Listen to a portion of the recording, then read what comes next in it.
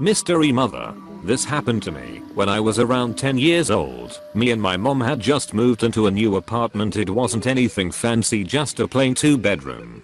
We had just finished unpacking, and as tired as we were, we ended up skipping dinner and going straight to sleep.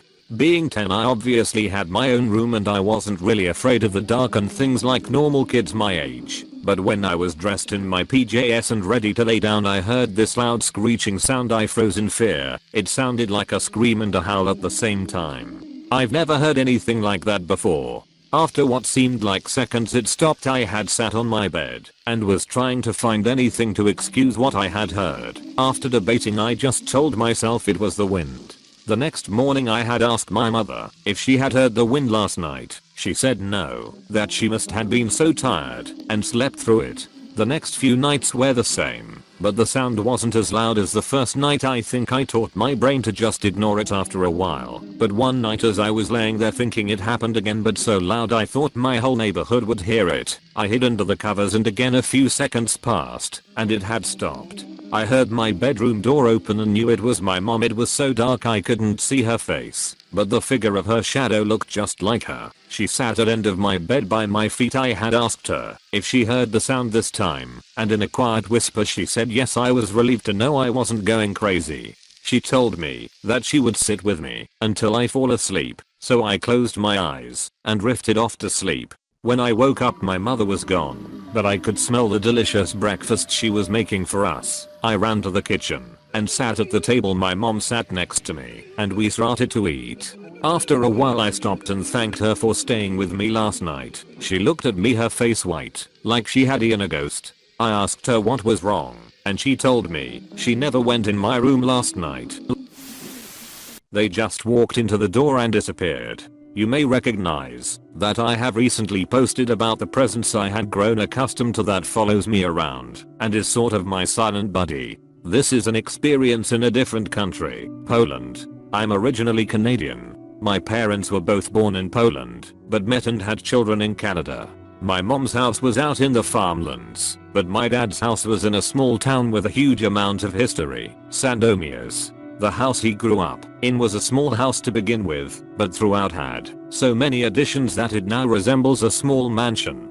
The house is also very poorly insulated, so the stairwell, basement, attic and all the hallways were usually freezing cold in the winter. Only the bedrooms have a radiator in them to maintain heat. The house has 3 main floors that are often used, and an attic with a fireplace in it. It really is a beautiful house. I always visited it in the summertime, and my sister and I slept on the top floor, just below the attic, which was empty during the summer, since my grandparents rented the floor out to students during the school months. I usually spent my summers there with my sister, but with our own schooling getting more demanding with age, we tended to stop visiting as often and spent our summers in Canada. I signed up for a teaching retreat when I was 18. Which would give me all of my required volunteer hours for high school. I took an extra year of high school, and I would get to go to Poland to teach English to students in Krakow. I would spend 1 week in my dad's hometown visiting my grandparents, then drive out to Krakow the day the retreat started. So I was given the top floor to sleep in, alone, in a very big cold house. You may remember how I mentioned I have a friendly/lonely presence following me around. When I was there, I didn't feel them. I felt strangely alone, or being watched in a cold way. The day of the retreat, I woke up and showered. Then after putting my clothes on, I turned to open the door. This bathroom door has one of those fogged glass windows at eye level. You can't see anything really other than shapes and shadows through it. I reach for the handle, and before I get a hold of it, I see a tall figure approach quickly, not taking steps, but just getting closer without bobbing up and down. It's an old house, so I would have been able to hear footsteps. I didn't. Then the door rattles with a loud bang and the figure is gone. Now this happened really fast, all within the second of me grabbing for the handle and looking up through the window. When I saw the figure, I thought maybe my dad is ducking with me. We usually play stupid pranks on each other, so I opened the door quickly, ready to catch him. Nothing. Nobody. Not even footsteps running away. Just a really weird feeling of confidence in the air, but not my confidence. Still trying to find a rational explanation for this, I walk over to the stairwell thinking maybe he's just that fast, and I hear him mid-conversation with my 90-year grandparents. All the other people in the house, in the middle of a heated conversation. Most Polish conversations are. Starting to feel like my brain was short-circuiting, because this just didn't make sense. I ran through all the rooms, checking every curtain, window, closet. Maybe somebody broke in. Maybe a bird flew through a window and into the house, even though the window were closed, and it was clearly human in shape. Anything to not believe it, because it really just felt unfamiliar and sinister. I later learned from the neighbor that the entire neighborhood was built on top of a very old and demolished graveyard.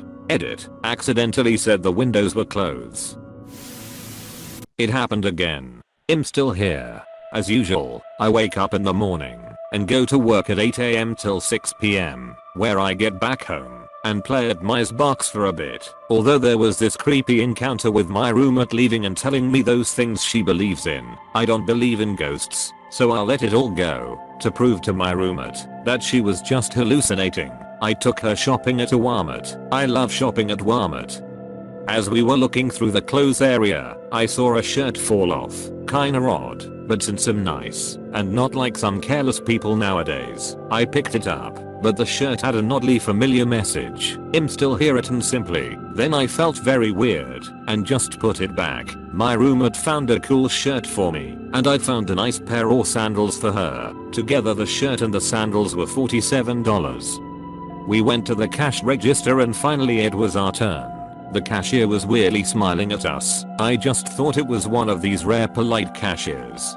But it really made me uncomfortable of how the cashier scanned the products while smiling and looking at us, till my roommate whispered in my ear, I think she was crying. Look at the tattoo on his neck, she said. It scared the heck out of me. The tattoo was a simple text written, I'm still here. I inserted my credit card, took my roommate by the hand and ran to the car. Luckily that was it. My new shirt is cool and my roommate loves her sandals. What should I do? Move out of town completely or stay there and give you more stories? I might die. This is either the bravest thing I'll do or the stupidest. Right now as I'm writing this, something fell from the kitchen, and again I think I saw something in the corner of my eye. I decided I should sleep here one more night to maybe get to the mysteries of this. I see you, ghost, or whatever it is. Point anyways everyone. Take care. Hey, thanks for watching, and don't forget to subscribe.